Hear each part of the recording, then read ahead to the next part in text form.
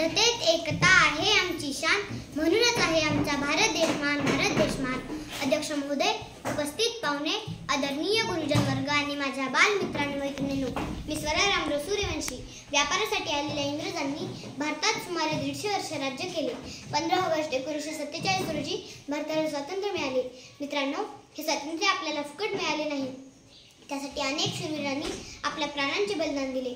थी खून से लथपथ काया, फिर भी बंदूक उठा के, 10-10 को एक ने मारा, फिर गिर गए होश गवा के.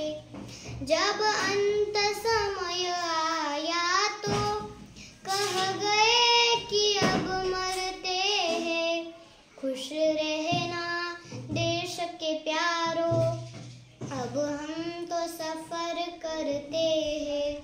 थे धन्य जवान वो अपने, थी धन्य वो उनकी जवानी, जो शहीद हुए हैं उनकी जरा याद करो कुर्बानी.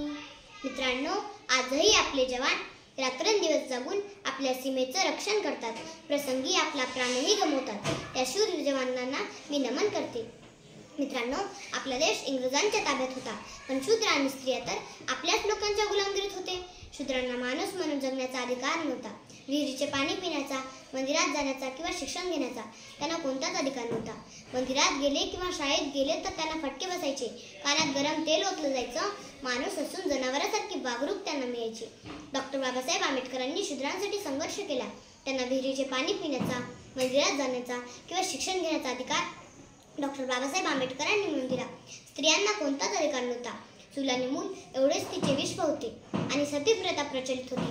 सतीप्रथा म्हणजे मुलींचे लग्न दुप्पट वयाच्या मुलाशी लावले जायचे आणि काही कारणाने पती मरण पावल्यास त्याच्या चितेमध्ये त्याच्या जिवंत पत्नीला आगीत ढकलले जायचे. इच्छा नसतानाही जिवंतपणे आगीत ढकलल्यावर तिचा काय आक्रोश असेल, जरा विचार करा. या अमानुष प्रथेतून स्त्रियांना मुक्त केले ते म्हणजे क्रांतीवीर महात्मा ज्योतिबा फुले यांनी. ज्योतिबा फुले यांनी स्त्री शिक्षणाची सुद्धा ज्योत पेटवली. त्यांनी पहिल्यांदा आपल्या पत्नीला म्हणजे सावित्रीबाई फुलेंना शिक्षण दिलं, साक्षर बनवलं व आज स्त्री शिकून कोणत्याही पदावर जाऊ शकतात. मित्रांनो, स्त्रियांना समान अधिकार मिळवून दिला ज्योतिबा फुले यांनी.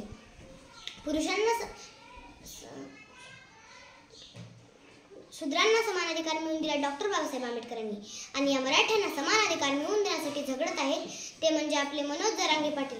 त्यांना या लढ्यामध्ये यश मिळो अशी मी प्रार्थना करते. एवढेच बोलून मी माझे 2 शब्द संपवते. जय हिंद, जय भारत. स्वातंत्र्य